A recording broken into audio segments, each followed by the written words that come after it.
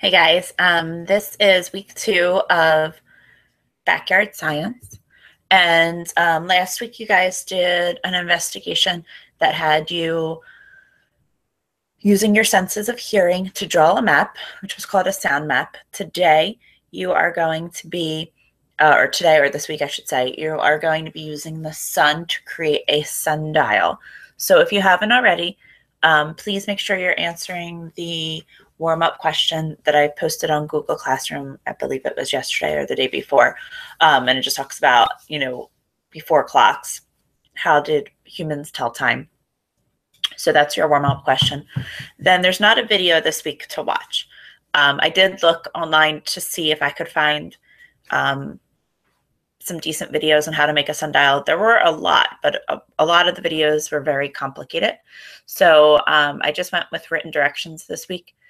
So when I was a kid, we spent a lot of time when I was a kid, we spent a lot of time at the beach when I was growing up. I was lucky enough that my godparents had a house at the shore, so I would spend my summers with them.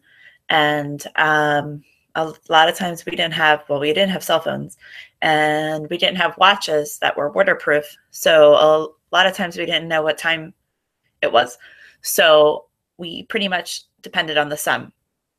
So we knew which direction was north because we were at the beach, and we would get a piece of driftwood, as straight of a stick as we could find, and we would put it in the sand, and we knew which way was north, and we would look at the shadow, and we'd be able to estimate, what hour it was based on the way that the shadow was pointing. So if the shadow was falling directly at 12 o'clock, or north, I should say, we would know it was 12 o'clock.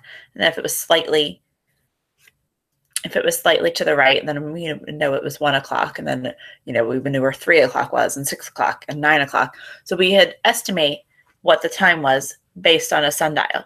So that was where I became interested in having you guys make a sundial. So the directions here are a little bit different. It has you using a straw and a plate and drawing a line and sticking the straw through the plate and going outside. And in order to find, it says that I had to do it at 12 noon. In order to find north at 12 noon, you would go outside and line up your shadow of your straw with the line you drew on your page, and that would tell you where north was. Another way that you could figure out where north is if you have a smartphone, there's probably a compass on it, and then you could figure it out that way. There's a second set of directions that I posted, which I think is a little bit more fun. And that is to use seashells or rocks, and you could paint them. So on each rock, you could paint the numbers of a clock. So 12, 1, 2, 3, and then maybe set up a more semi-permanent sundial. It could be in your garden, or if you have a deck or a balcony, you could set it up there. And depending on how much room you have, you could make your sundial bigger. So in this situation, you would definitely want to figure out where north is. So at 12 noon, if you were doing this more semi-permanent and you were using like a stick or a twig, that's my new word, twig.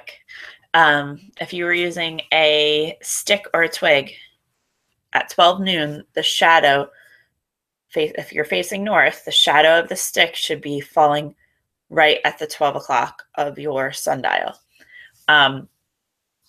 So in my documents, I have 2 examples of how to make a sundial. One, like I said, is a paper plate and a straw. That definitely is not going to be permanent once it rains or the wind blows. Your other option would be to use maybe seashells or little not pebbles, but like the little flatter rocks that you might use in gardening. Sorry. I haven't made mine yet. I've made one with just the sand recently. But I'm going to make one, and I'm going to use the rocks, and I'm going to paint them. I'm going to have my kids do it. So I'm going to check back in another day this week, and I will show you the sundial that we made so that you have a better idea. So I'm going to hang out here for a couple more minutes to see if anyone has any questions.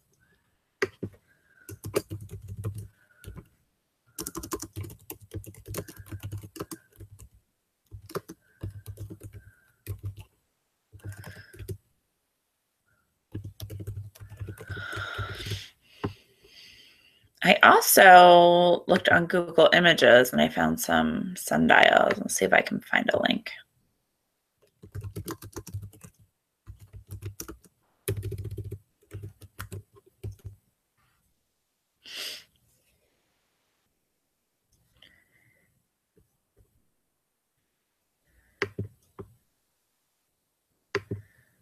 But anyway, the paper plate option is definitely, I'm not discouraging you from doing that. The paper plate one is easy. You can get it done pretty simply, and you don't have to make as much of a mess. But if you want to make something a little bit more permanent to decorate your yard, or if you have a balcony, I would suggest doing the pebbles or the seashells.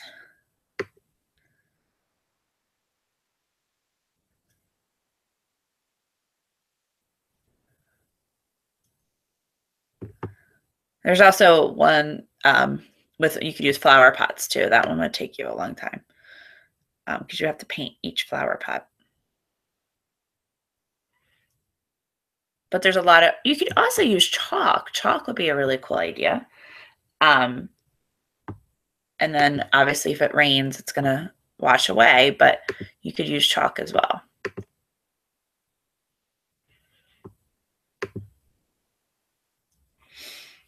I'll wait a couple more minutes just to see if anybody has any questions.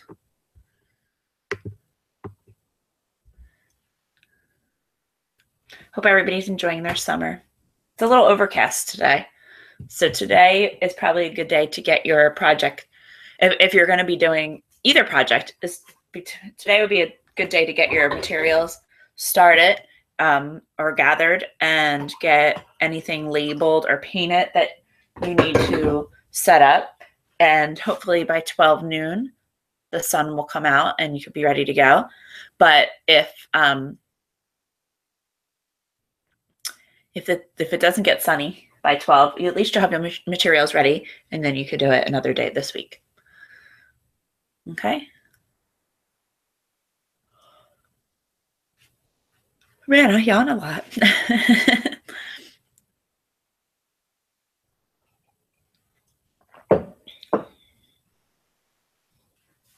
So I'm going to just chill out for another 5 minutes or so and see if anybody logs on.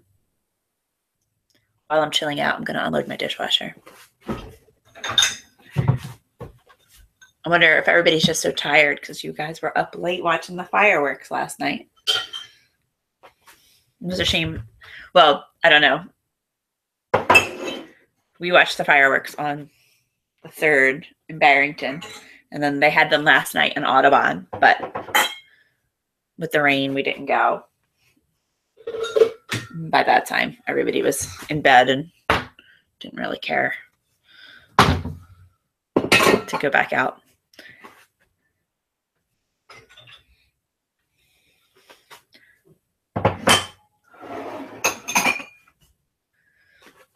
So if you haven't done so already, make sure you're going on Google Classroom and completing anything that you haven't completed so far.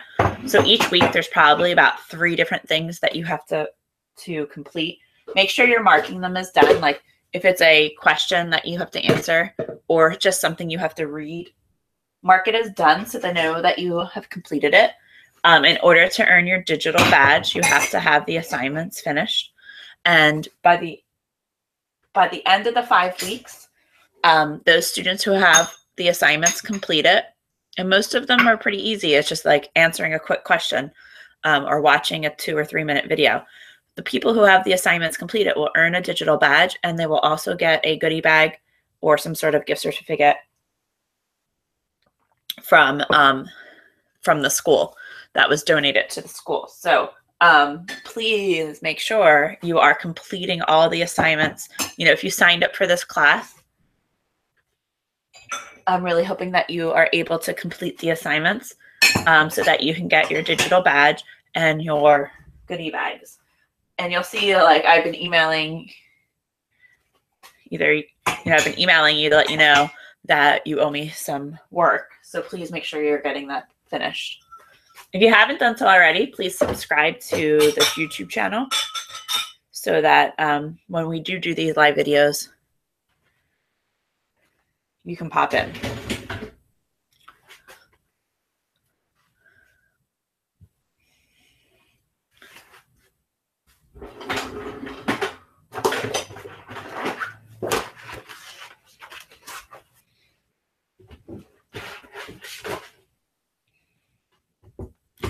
All right, well, it doesn't look like anybody's logging in. So I am, or asking any questions. So I am going to log out, and I will check back in with you later on this week.